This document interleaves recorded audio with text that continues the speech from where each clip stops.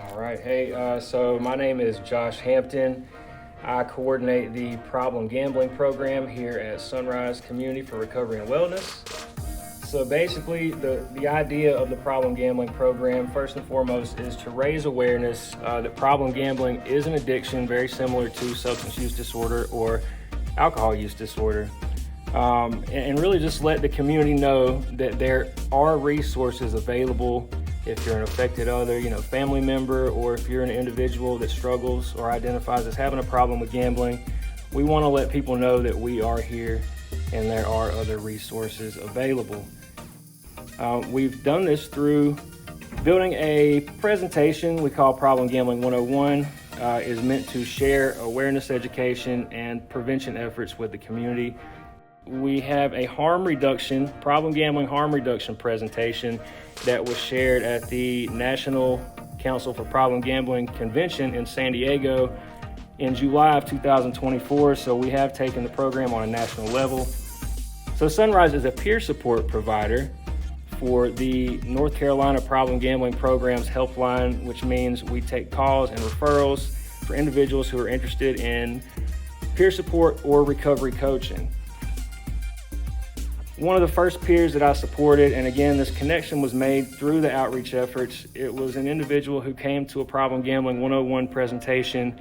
They were there, and immediately following the presentation, we met. This individual was really distraught.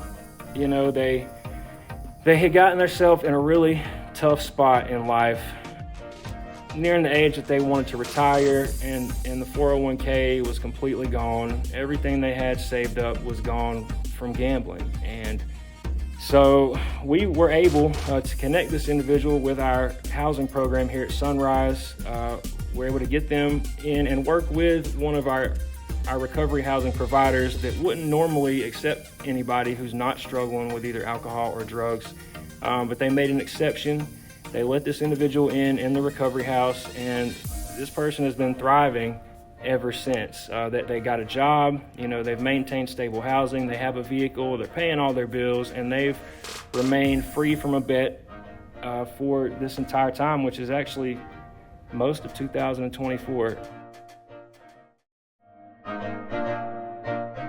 My name is Kelsey, and I'm a peer support specialist and a housing navigator for Sunrise. My name is Kaylee, and I'm a peer support specialist and a housing navigator for Sunrise as well.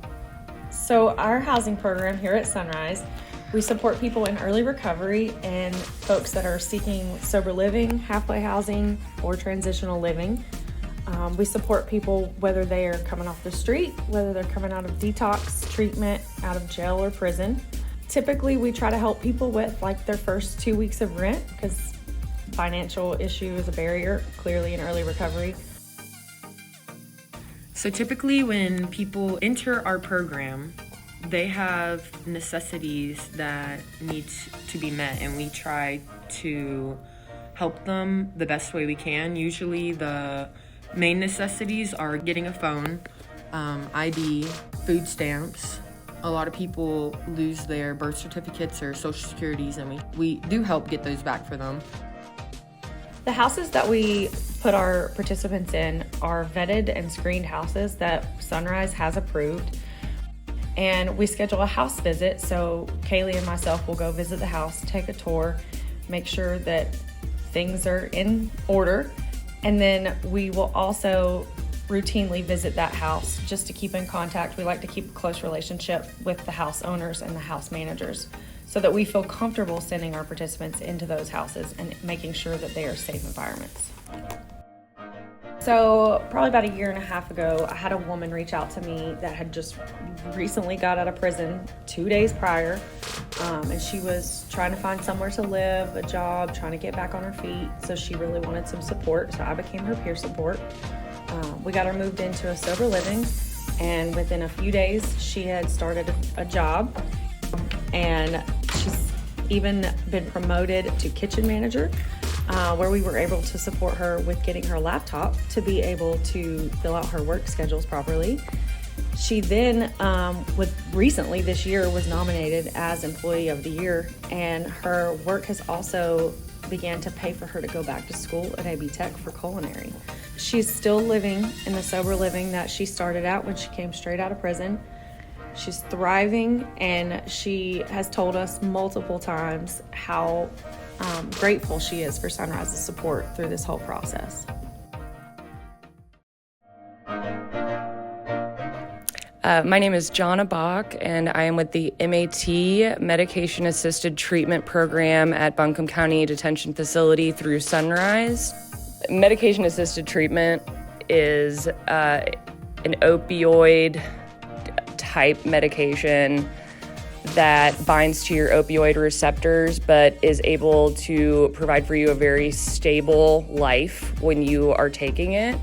It helps with cravings a lot. It helps with things like sleep. It helps with anxiety. People who stay on MAT for a few years have a very, very good chance at never returning to use with opiates.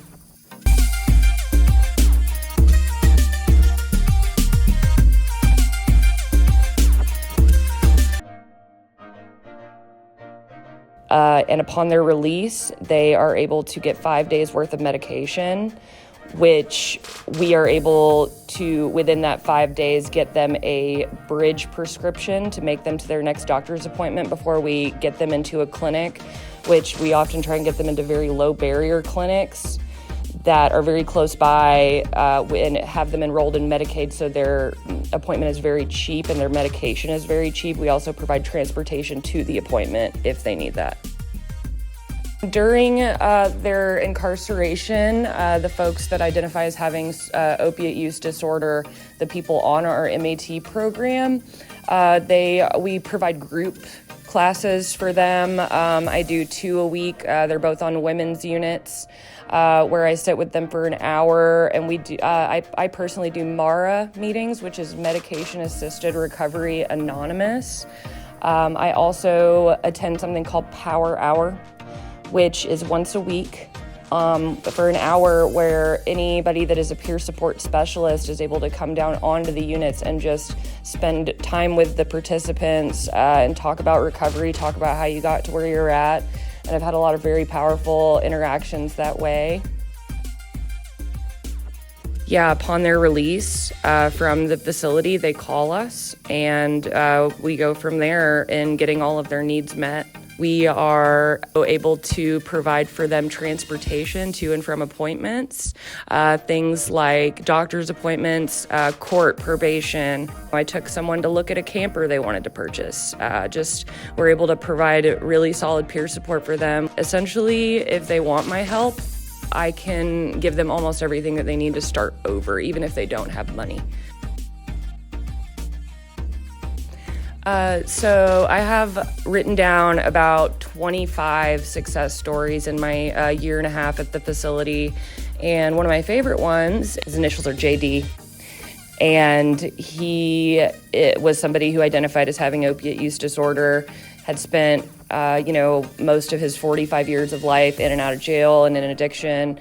And at this point had finally decided to do something differently. When he got out, he called me, and we were able to get him into a sober living. We were able to fund it for quite some time for him. He was able to make it into drug court, which is a super successful program. A lot of my successful participants are in drug treatment court.